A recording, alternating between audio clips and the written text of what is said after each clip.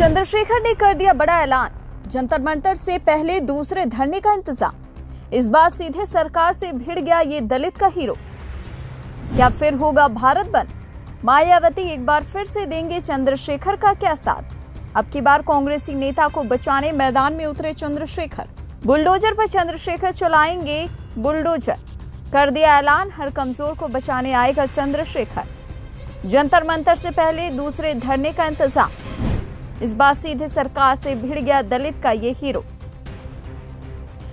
SC/ST पर आंच आई तो दलितों का साथ देने सड़कों पर उतरे आजाद चंद्रशेखर। सारे पुराने गिले शिकवे भूलकर मायावती के साथ चंद्रशेखर भी दिखाई दिए।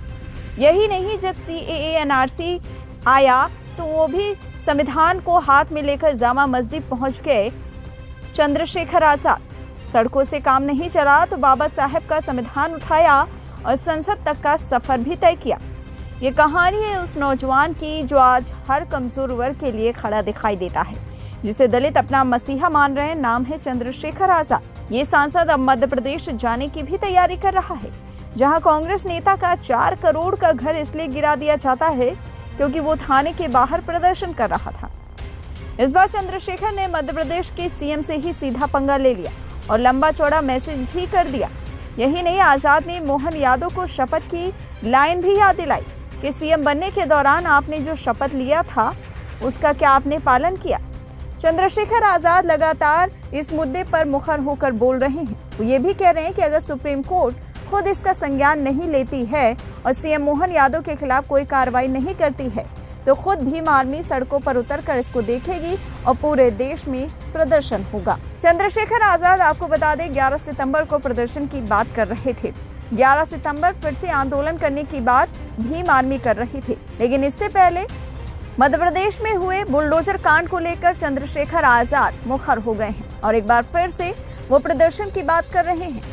चंद्रशेखर आजाद हर मुद्दे पर मुखर होकर इस समय बढ़ चढ़ कर बोल रहे हैं, चाहे वो बात आगरा कांड की ही क्यों ना हो। आगरा कांड में भी चंद्रशेखर आजाद मायावती ने मिलकर सरकार से कार्रवाई की मांग की थी। हम लोग ये कह रहे हैं कि अगर मायावती चंद्रशेखर एक साथ आ जाएं तो मजा ही आ जाएगा, क्योंकि अभी तक देखा जाए चंद्रशेखर आजाद की तरफ किसी का उतना ध्यान नहीं गया। खुद मायावती भी इस पर ज्यादा ध्यान नहीं दे रही थी, लेकिन 21 अगस्त के बाद सब कुछ पलट गया, मामला ही बदल गया। अब मायावती चंद्रशेखर आजाद को अपना बनाने में जुटी हैं। तभी तो भारत बंद में दोनों ने अपना समर्थन दिया, दोनों दलितों के लिए सड़कों पर उतरे। कहा जा रहा था कि पहले चंद्रशेखर आजाद भारत बंद को समर्थन नहीं देंगे, लेकिन मायावती और चंद्रशेखर आजाद दोनों ही सड़कों पर उतरे और भारत बंद को समर्थन देते नजर आए। और इन सब के बाद कयास लगने लगे हैं कि क्या एक बार फिर से वो दोनों साथ आ सकते हैं। देखा जाए तो रास्ता भी लंबा है, मंजिल भी काफी दूर, क्योंकि चंद्रशेखर को कोई भी अपने साथ नहीं रखना चाहता। ये बात खुद चंद्रशेखर आजाद कह चुके हैं कि लोग उनकी लोकप्रियता से डरते हैं, इस वजह से उन्हें अपने साथ नहीं रखना चाहते। हालांकि देखा जाए तो चंद्रशेखर आजाद ने कभी भी मायावती की बुराई नहीं की और इस बार भी उन्होंने मायावती के लिए 4 ही शब्द कहे कि बहन जी महापुरुष हैं, वो भी उनके खिलाफ कभी जा भी नहीं सकते। एक बार जब उनसे पूछा गया कि यूपी में सबसे अच्छा CM कौन है तो उन्होंने कहा बहन मायावती। वहीं जब उनसे दलित अच्छे नेता के बारे में पूछा गया तो उन्होंने काशीराम का नाम लिया और फिर मायावती का भी जिक्र किया।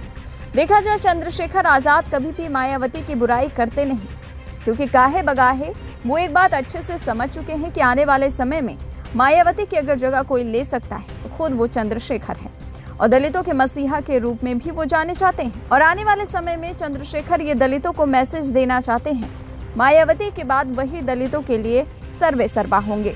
इसीलिए चंद्रशेखर कोई भी बात मायावती को बोलने से पहले 10 बार सोचते हैं और कहीं ना कहीं उनकी तारीफ हमेशा करते रहते हैं। जबकि देखा जाए मायावती भी कभी चंद्रशेखर आजाद के लिए अपशब्द नहीं कहती। अंदर ही अंदर दोनों की लोकप्रियता दलित समुदाय में काफी है और लोग अब यही चाह रहे हैं कि मायावती और चंद्रशेखर आजाद एक साथ आ जाए ताकि दलितों का उत्थान हो सके। फिलहाल इस पर आपकी राय क्या है, हमें कमेंट बॉक्स में टाइप कीजिएगा।